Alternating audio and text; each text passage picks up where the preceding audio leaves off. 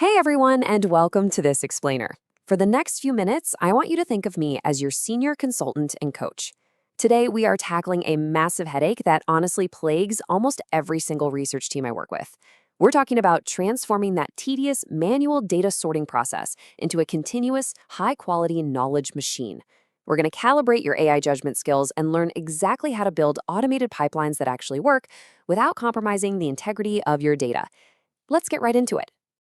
So, here is our blueprint for today. We're going to cover 6 key areas: escaping manual research traps, architecting a continuous pipeline, selecting the right tools, designing robust quality gates, setting up strategic human checkpoints, and finally, logging for continuous improvement. All right, let's kick things off with Section 1, Escaping Manual Research Traps. Let's just address the elephant in the room here. Manual repetition is a killer. Running the same searches, reading through endless abstracts, and extracting data by hand? It's exhausting. It forces you into this role of a reactive mechanical sorter. And worse, it leads to episodic results, meaning your team is incredibly vulnerable to missing critical new updates between projects. But when we shift to continuous automated pipelines, that whole paradigm changes. Your infrastructure starts working proactively. It constantly monitors for new data, which completely frees you up for the high-value synthesis that actually requires your human brain. Now, hear me loud and clear on this point because it's absolutely crucial. The goal of a semi-automated system is not to replace you. No way. The goal is to deploy your human judgment as efficiently as possible. We want to completely unburden you from routine duplication and baseline sorting so you can focus exclusively on critical interpretation, nuanced relevance, and building actual theory. Moving right along, Section 2, Architecting a Continuous Pipeline. To achieve true automation, you can't just slap AI onto a messy workflow and hope for the best. Well-designed pipelines follow a really clear modular framework. Think of it like building a house. At the foundation, you have the source layer, bringing in messy data from multiple, continuously updated inflows. Next up is the processing layer. This is where AI standardizes those inputs, handling the automated extraction and screening. Then, the synthesis layer aggregates all of that to identify patterns. And finally, the output layer delivers a clear narrative through reports or dashboards. Because it's modular, you can literally swap out any single layer later without breaking the whole shebang. Okay, let's talk tech. Section 3, Selecting the Right Tools. As a coach, I always tell my teams, please do not overcomplicate your tech stack on day one. Start simple.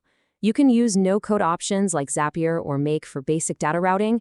Then, when you need a bit more control, graduate to low-code options like Python scripts. And eventually, for really sophisticated logic, like evaluating complex study parameters, you can integrate custom APIs like Claude. Start simple, validate your process, and scale up incrementally. Now for a really critical piece, Section 4, Designing Robust Quality Gates. Listen closely, because this is where teams get into serious trouble. Automation can and will propagate errors at a massive scale if you aren't careful.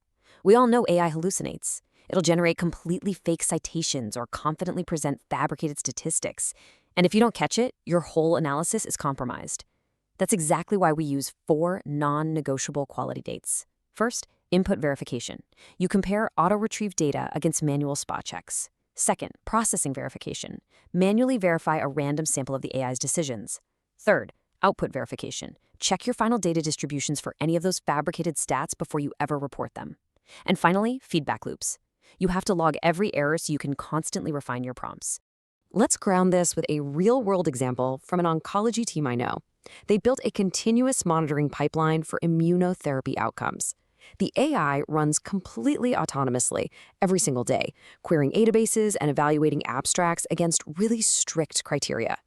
But here's their secret weapon, their quality gate.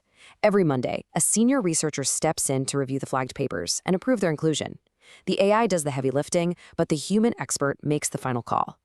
Which brings us perfectly to Section 5, Strategic Human-in-the-Loop Checkpoints.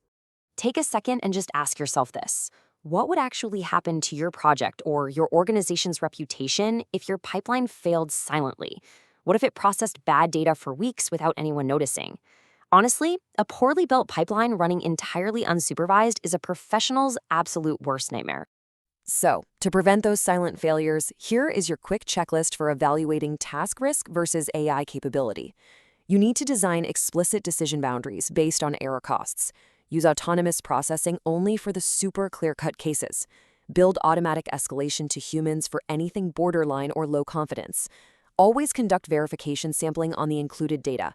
And, of course, ensure your final critical synthesis and interpretation remains human-led. The rule of thumb, when a mistake is costly, lean conservative. Let the AI flag the borderline stuff so you can review it. But here's the trap I see all the time. You can't just shift the bottleneck. If your shiny new AI system screens 1,000 papers a day, but your human team only has the capacity to verify 100, well, you haven't really solved the problem, have you? You've just created a brand new traffic jam. You have to right-size your checkpoints. Configure your pipeline to only escalate the most ambiguous cases, and design the entire flow around realistic human capacity. And finally, Section 6, logging for continuous improvement.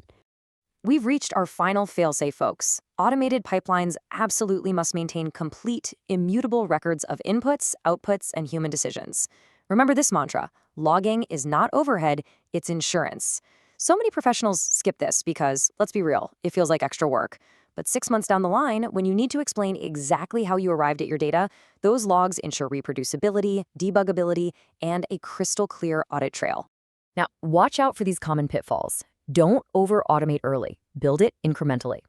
Never treat your pipeline as set and forget, because data formats and AI models are constantly changing. Don't let inadequate documentation turn your system into a black box if a key team member leaves. And never, ever ignore edge cases. Always build safe fallbacks for when standard rules inevitably break down.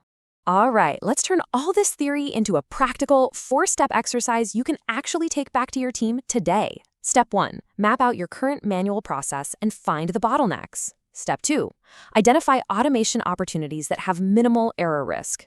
Step 3, design your pipeline flowchart being really explicit about placing human checkpoints exactly where they're needed. And step 4, pick the specific tools, from no-code builders to custom APIs, that fit each individual step perfectly. I'm going to leave you with this final thought to reflect on. Where in your current workflow could automated pipelines make the absolute biggest impact? Identify your most tedious, soul-crushing manual task today. Think about where your highly trained human judgment is just being wasted on mechanical sorting. That right there, that is your starting point. Envision your first pipeline, build it safely, and reclaim your time for the deep thinking that truly matters. Thanks so much for joining me on this explainer.